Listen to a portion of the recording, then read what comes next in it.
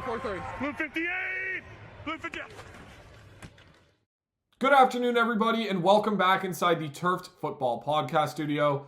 As always, I'm your host, Kieran Drover, and today I'm going to be discussing, for the second week in a row, the Buffalo Bills, and more specifically, their head coach. Last week, I discussed Sean McDermott being fired after a 9-year tenure with lots of success, but unfortunately, never a Super Bowl appearance, let alone Super Bowl ring. Today, I'm going to be discussing offensive coordinator Joe Brady being promoted to become the 21st head coach in Buffalo Bills franchise history. And let me start by saying that I am shocked.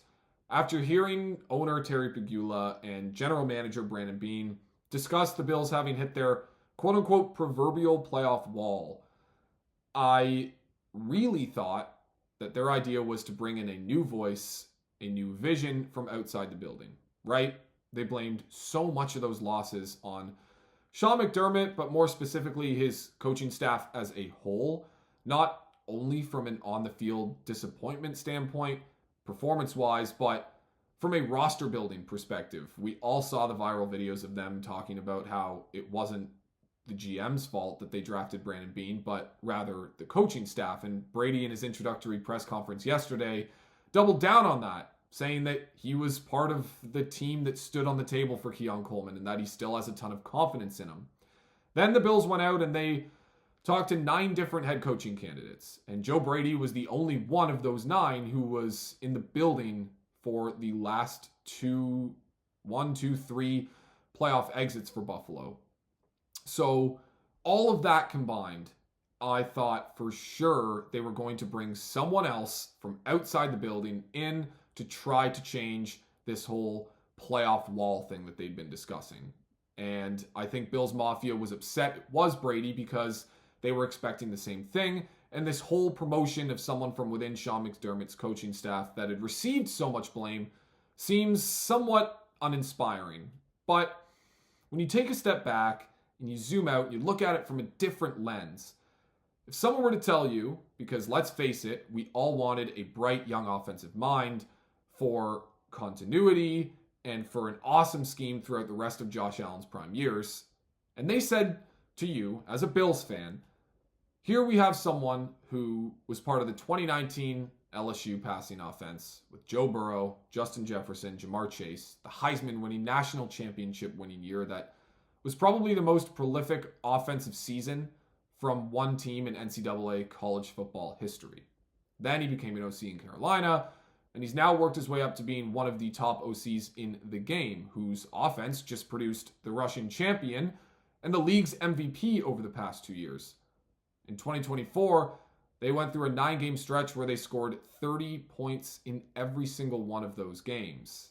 And their EPA and advanced analytics numbers are at the top of the league, both from a passing and rushing standpoint. I think you would sign up for that every day of the week. Yes, I know that Grant Udinski looked like he was going to be a really cool potential hire. He's learned under Liam Cohen this year as an OC, and he learned under Kevin O'Connell in Minnesota, who's an offensive guru, a quarterback guy, head coach of the year. There's Davis Webb. That's another young guy, 30 years old, I believe, who was formerly Josh Allen's quarterback partner here in Buffalo. Clint Kubiak, who they never got the chance to interview because of the NFL's interviewing rules throughout the playoffs. He's an OC whose Seahawks are going to the Super Bowl next Sunday.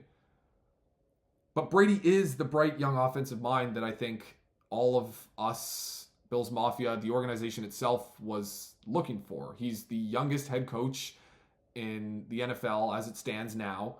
And I just listed off all those incredible numbers. So when you really zoom out and look at it from that different lens, I think the Bills got exactly what we were all looking for as fans, and even what they were probably looking for themselves, even though they tell you they wanted a CEO-style head coach. There's something to be said about the young offensive mind when you have a quarterback like Josh Allen.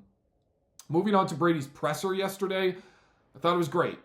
Very passionate. A new energy, you can tell, very different from Sean McDermott. He's going to be publicly emotional. It looks like he has a great relationship with his players. Not only was Allen there, but other guys on the offense, Spencer Brown, Dalton Kincaid, and even some guys from the defense, like Maxwell Harrison. But there was one thing in particular that I think speaks to Brady's philosophy as a whole that we certainly saw play out in his offense, most notably this past year, and that's that he wants to value his players over the scheme, and he wants to build his scheme around the strengths of the players that he has.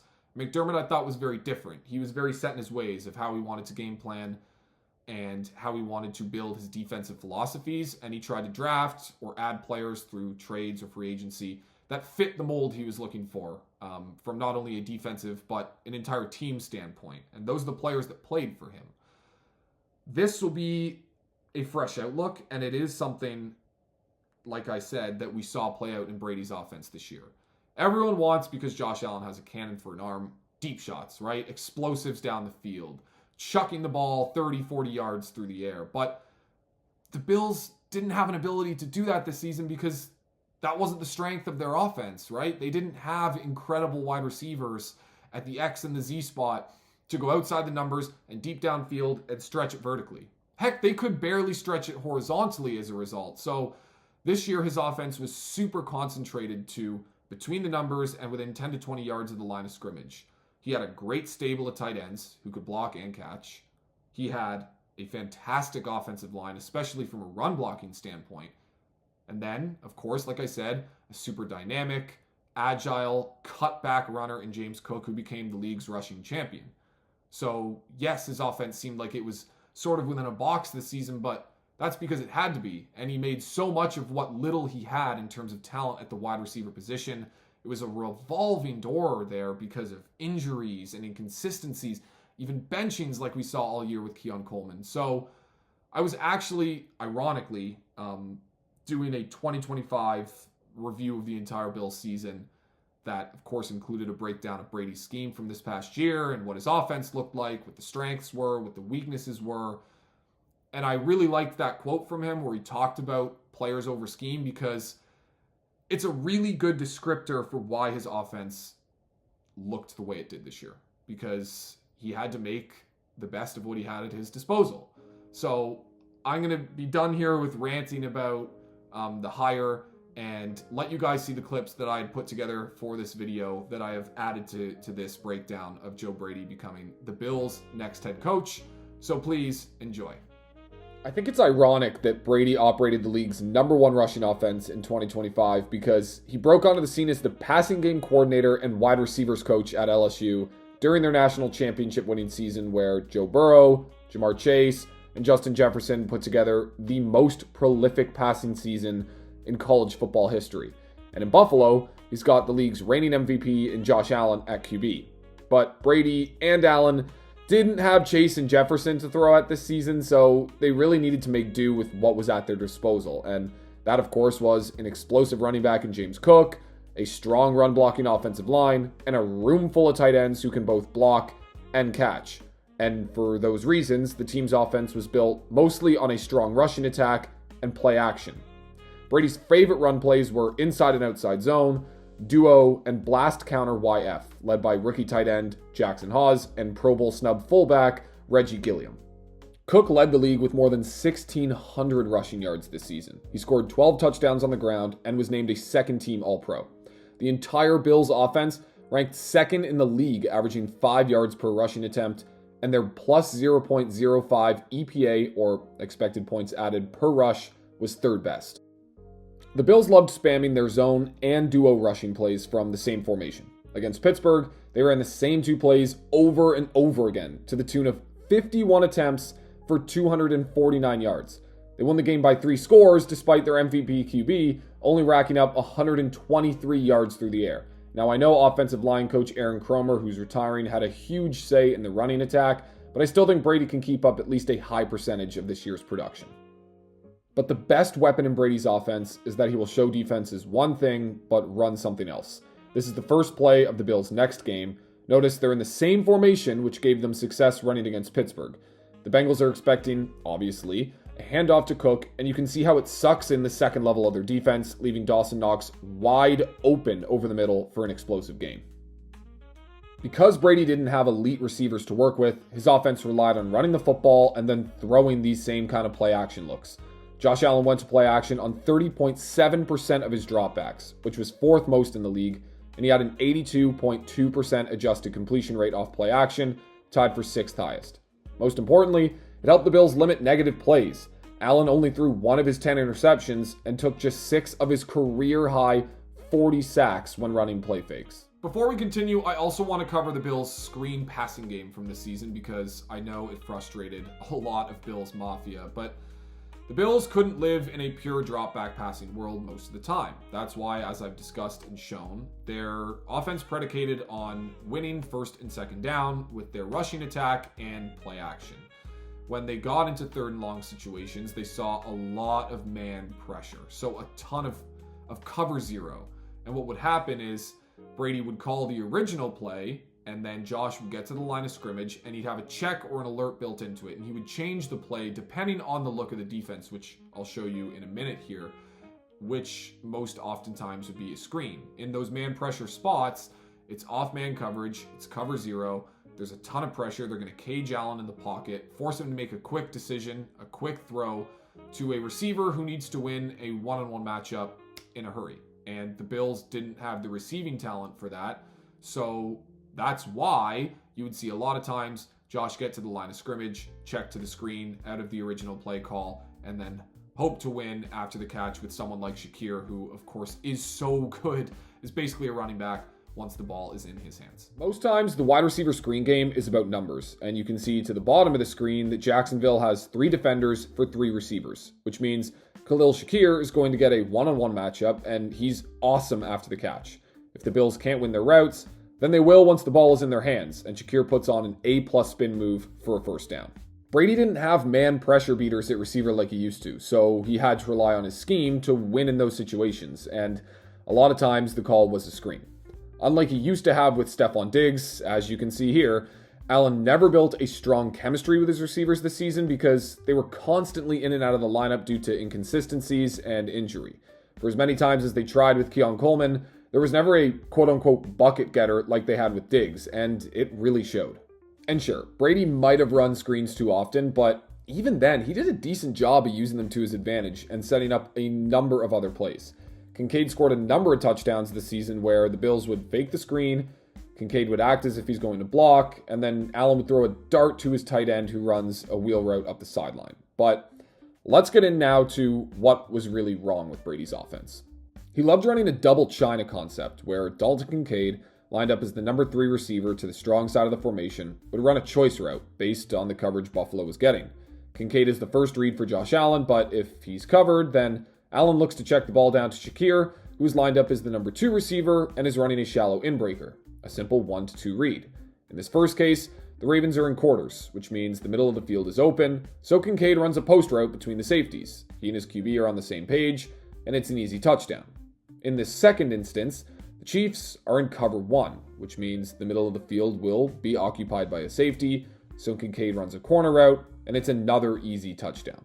This is a great play with an easy read for Allen, but the problem is that Brady continued to call it time and time again from the same 3-by-1 formation until eventually it was too predictable and the Bills found less and less success when using it.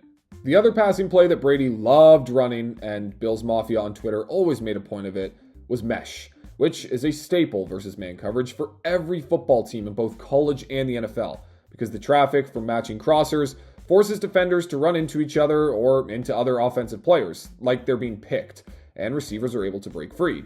You don't need good receivers to run mesh effectively, and it's why the Bills turn to it so often. They even had some nice variations to mesh throughout the season, where players would fake like they're running a shallow crosser before pulling out some kind of whip route and evading their man defenders.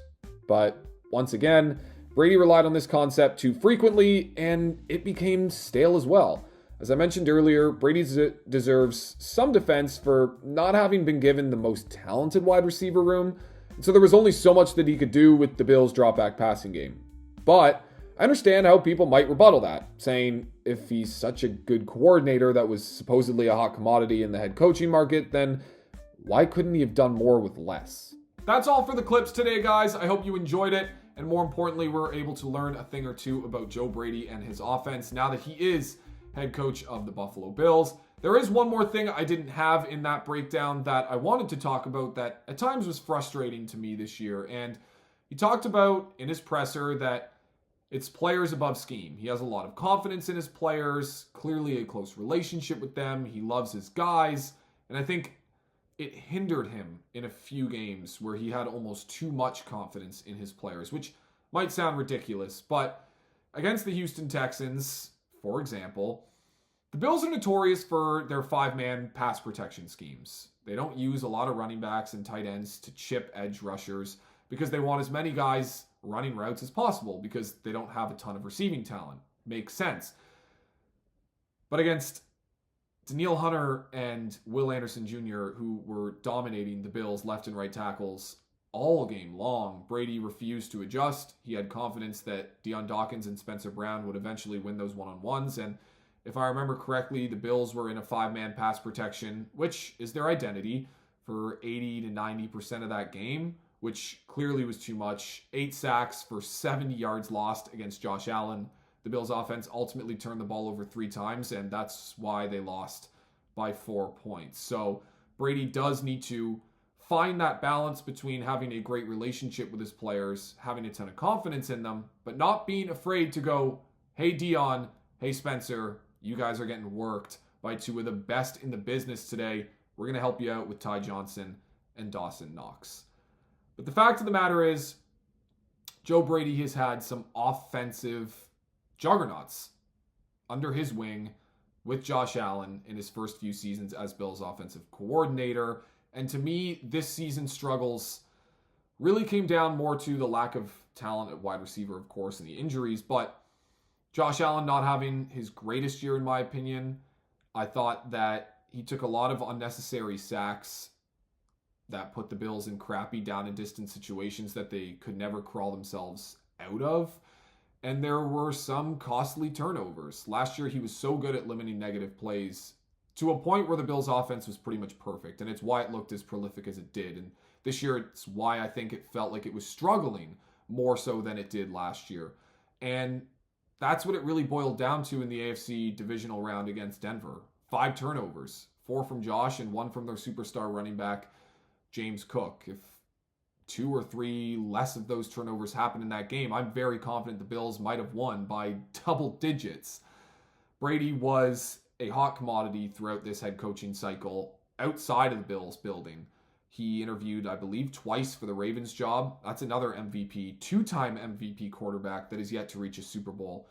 There would be immense pressure with that job, especially from an offensive standpoint. And then Sean Payton fired his offensive coordinator in Denver, and there's rumors or reports that he was willing to give up play calling, which he's done his entire career as an offensive head coach, to Joe Brady.